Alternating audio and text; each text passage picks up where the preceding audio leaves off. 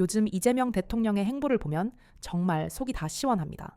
특히 언론과 사법부를 향한 강한 메시지, 그리고 부동산 시장 정상화를 위한 과감한 정책 방향이야말로 국민이 오랫동안 바라왔던 진정한 개혁 아니겠습니까?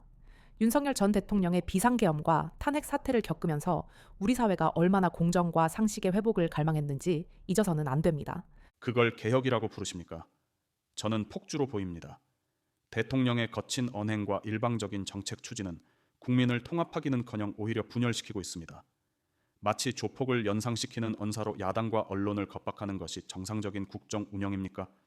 이런 식의 독서는 결국 제2의 탄핵 사태를 부를 뿐입니다. 당장 하야를 촉구하는 목소리가 괜히 나오는 게 아닙니다. 양쪽 의견 모두 일리가 있습니다.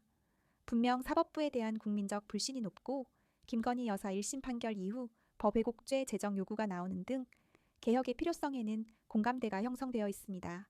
하지만 개혁의 방식이 중요합니다. 대통령이 직접 나서서 갈등을 증폭시키는 것이 장기적으로 정책 추진 동력을 얻는데 과연 효과적일지는 신중하게 지켜볼 필요가 있습니다. 방식의 문제가 아니라 기득권의 저항이 문제인 겁니다. 특히 이재명 정부의 부동산 정책을 두고 폭탄이라는 딱지를 붙이는 것이야말로 전형적인 프레임 전쟁입니다. 다주택자들의 불로소득을 환수하고 투기 세력을 근절해서 시장을 정상화하겠다는 건데 이걸 폭탄이라고 비난하는 것은 정책의 본질을 심각하게 왜곡하는 행위입니다. 왜곡이 아니라 현실입니다. 시장 원리를 무시한 규제 일변도 정책이 어떤 결과를 낳았습니까? 세금 폭탄에 매물은 잠기고 전 월세 가격만 폭등했습니다. 도시재생으로 13, 15만 호를 공급하겠다는 허황된 약속으로 오히려 열악한 주거 환경만 양산하고 있습니다. 이게 바로 민주당이 또 민주당했다는 소리가 나오는 이유입니다. 나라 꼴이 말이 아닙니다. 부동산 정책은 단기적인 효과만으로 평가하기 어렵습니다. 다주택 규제의 긍정적 측면, 즉 투기 수요 억제 효과도 분명히 존재합니다. 반면 급격한 규제가 시장에 미치는 부정적 충격과 부작용도 무시할 수 없죠.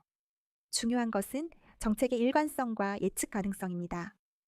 장기적인 관점에서 시장이 어떻게 반응하는지, 부작용을 최소화할 보완책은 무엇인지 냉철하게 따져봐야 합니다. 김민석 국무총리가 간부 모시는 날 같은 권위주의 문화를 없애겠다고 나선 것처럼 정부는 지금 전방위적인 개혁을 추진하고 있습니다. 대통령의 SNS 소통 역시 그 연장선에 있습니다. 기득권 언론의 필터를 거치지 않고 국민과 직접 소통하며 국정 철학을 설명하는 것이 왜 국정 불안을 야기한다는 겁니까? 오히려 투명성을 높이는 긍정적인 효과가 더 큽니다. 투명성이 아니라 경박함입니다. 대통령이 24시간 XX에 매달려 즉흥적인 메시지를 쏟아내는 것이 국격에 맞는 행동입니까? 코스피가 급락하고 경제 지표가 악화되는 상황에서 대통령의 그런 가벼운 언행은 시장의 불안감만 증폭시킵니다. 트럼프에게 뺨 맞고 국민에게 화풀이 한다는 비아냥까지 나오지 않습니까? 무능과 부패를 감추려는 쇼일 뿐입니다. 청와대 설명처럼 SNS가 새로운 어젠다 제시 및 공론화 역할을 하는 측면은 분명히 인정해야 합니다. 과거처럼 일방적인 발표가 아닌 여론의 반응을 즉각적으로 살피며 정책을 조율할 수 있는 도구이기도 하죠.